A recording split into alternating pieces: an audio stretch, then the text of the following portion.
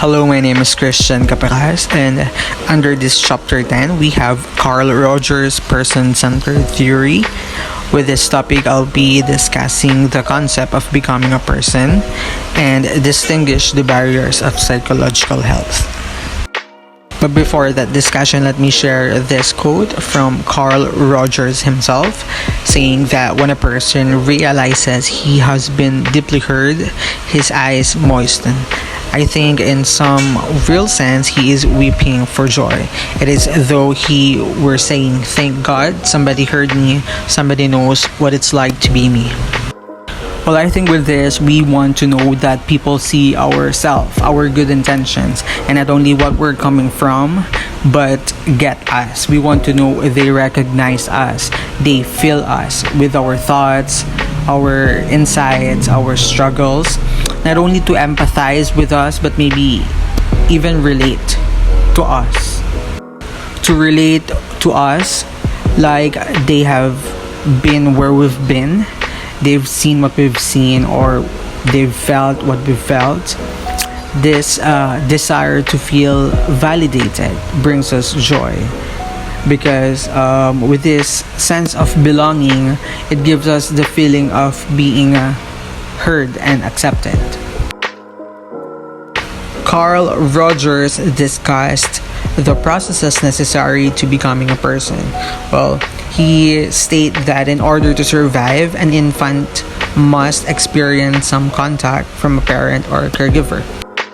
It has been discussed that his theory sees human beings as having an innate tendency to develop towards to their full potential.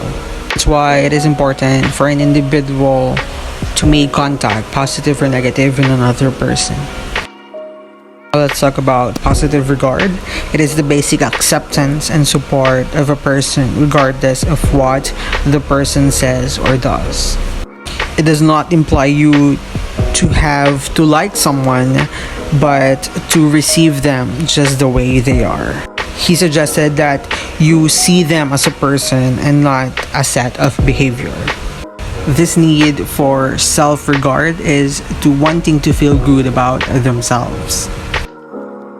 The first barrier to psychological health is conditions of worth.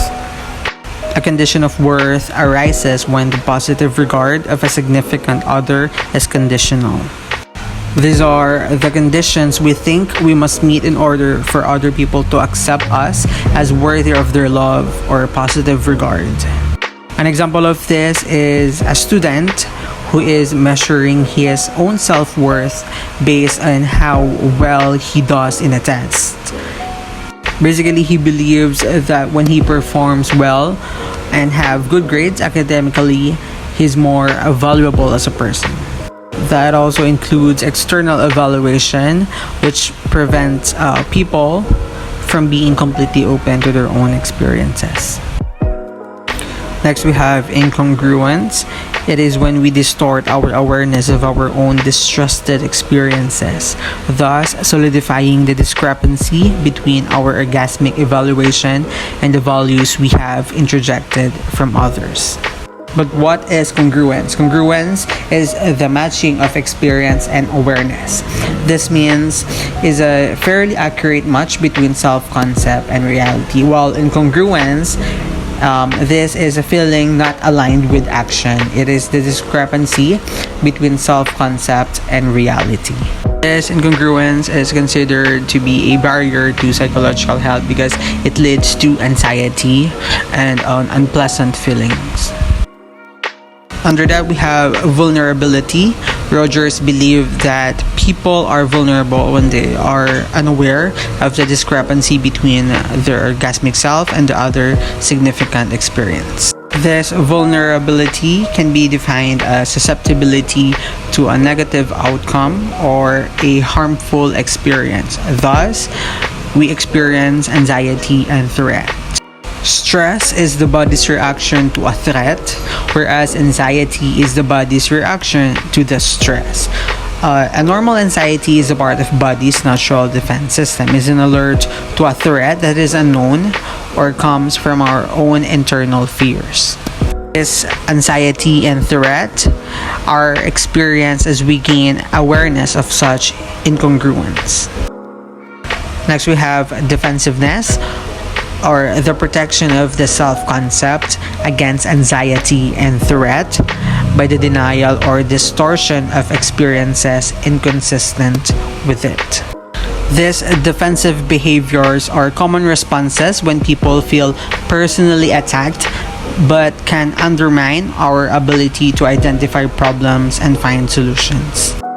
Defensiveness can take on many forms. These are often called defense mechanisms in the psychology world. With distortion, we perceive the experience in awareness, but we fail to understand its true meaning. For an example, a scenario when a student just failed in a chemistry test. He perceived that he is no good at school and might as well quit. These are habitual errors in thinking, and the way they interpret event is usually negatively biased.